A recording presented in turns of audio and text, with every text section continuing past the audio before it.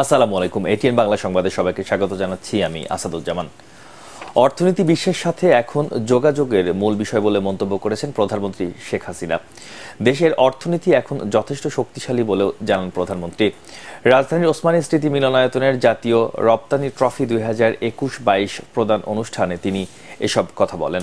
এ সময় প্রধানমন্ত্রী বলেন, পরিকল্পিতভাবে কাজ করা হয়েছে বলেই মাত্র 15 বছরে দেশের ব্যাপক উন্নতি হয়েছে। রপ্তানি খাতের অবদানের জন্য 77টি প্রতিষ্ঠানকে 2021-2022 অর্থ বছরের জাতীয় রপ্তানি ট্রফি তুলে দেন প্রধানমন্ত্রী শেখ হাসিনা। এছাড়া সর্বাধিক বৈদেশিক মুদ্রা অর্জনকারী প্রতিষ্ঠান হিসেবে বঙ্গবন্ধু শেখ মুজিব রপ্তানি ট্রফিও তুলে দেন তিনি। আমাদের নতুন নতুন জায়গা এবং নতুন নতুন পণ্য খুঁজতে হবে, এবং আমরা শুধু যে গার্মেন্টস উপরে নির্ভরশীল থাকবো কেন, আমরা যদি মিডল ইস্ট বা অন্য জায়গায় যাই, পাশাপাশি আরেকটা জিনিস, পণ্য যখন আমরা উৎপাদন করব, তার ডিজাইন, রং বা তার মানে এক একটা সময় কিন্তু এক একটা জিনিসের চল আসে, সেটার সাথে সামঞ্জস্য রেখেই কিন্তু আমাদের ফ্যাশন ডিজাইন এগুলিও পরিবর্তন করতে হবে।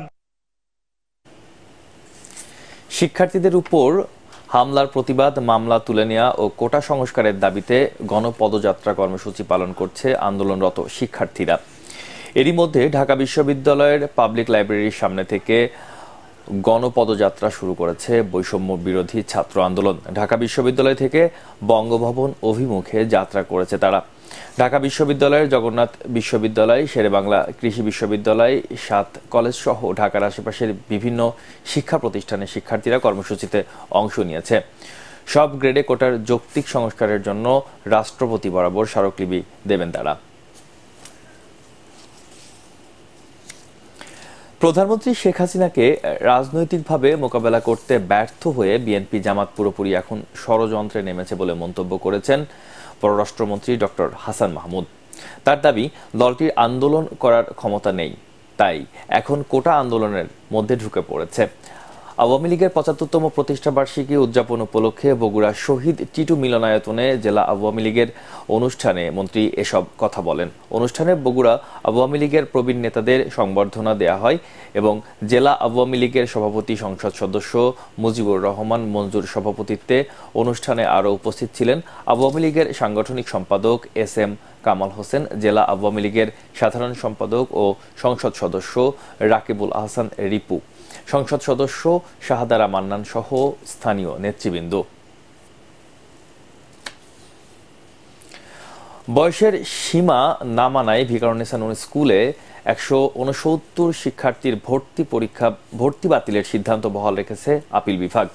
সেই সাথে হাইকোর্টের দেয়া রায়ের বিরুদ্ধে করা লিভ টু আপিল খারিজ করে দিয়েছে সর্বোচ্চ আদালত। এর ফলে ওই 169 শিক্ষার্থীর ভর্তি বাতিলই থাকবে। সকালে প্রধান বিচারপতি ওবায়দুল হাসানের নেতৃত্বাধীন 3 বিচারপতির বেঞ্চ এই আদেশ দেন। হাইকোর্টের রায়ের বিরুদ্ধে ভর্তি বাতিল হওয়া শিক্ষার্থীর অভিভাবকরা 2টি লিভ টু আপিল বা আপিলের অনুমতি চেয়ে আবেদন করেছিলেন।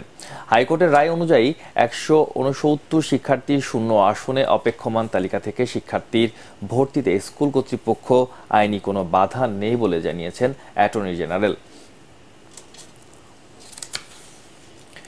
এবার আন্তর্জাতিক। নির্বাচনী জনসভায় সন্ত্রাসী হামলায় অল্পের জন্য প্রাণে বেঁচে গেলেন যুক্তরাষ্ট্রের সাবেক প্রেসিডেন্ট ডোনাল্ড ট্রাম্প। ডান কানের গুলিতে আহত ট্রাম্পকে ভর্তি করা হয়েছে হাসপাতালে। তবে বন্দুকধারীর গুলিতে তার এক সমর্থক এবং পরে পুলিশের গুলিতে সন্দেহভাজন হামলাকারী নিহত হয়েছে।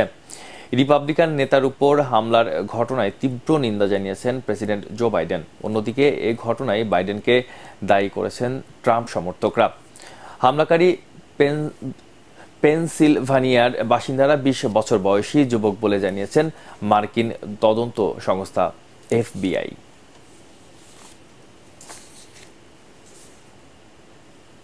এবার খেলার খবর। জাসমিন পাউলিনিকে 2-1 সেটে হারিয়ে উইম্বলডনের শিরোপা জিতেছে বারবোরা ক্রেইসিকোভা। লন্ডনের অল ইংল্যান্ড ক্লাবের সেন্টার কোর্টে ইতালিয়ান খেলোয়াড়ের প্রথম সেটে হারেন 6-2 গেমে। তবে দ্বিতীয় সেটে ঘুরে দাঁড়িয়ে ম্যাচে ফেরার ইঙ্গিত দেন পাউলিনি। একই ব্যবধানে জিতে সমতায় ফেরেন তিনি, যদিও তৃতীয় সেটে আর পেরে ওঠেননি। 4 গেম পর্যন্ত সমান তালে লড়লেও 31তম বাছাই ক্রেইসিকোভার কাছে হেরে যান 6-4 গেমে। তাতে দ্বিতীয়বারের গ্র্যান্ড স্ল্যামের ফাইনালে উঠে চ্যাম্পিয়ন হলেন ২৮ বছর বয়সী চেক তারকা।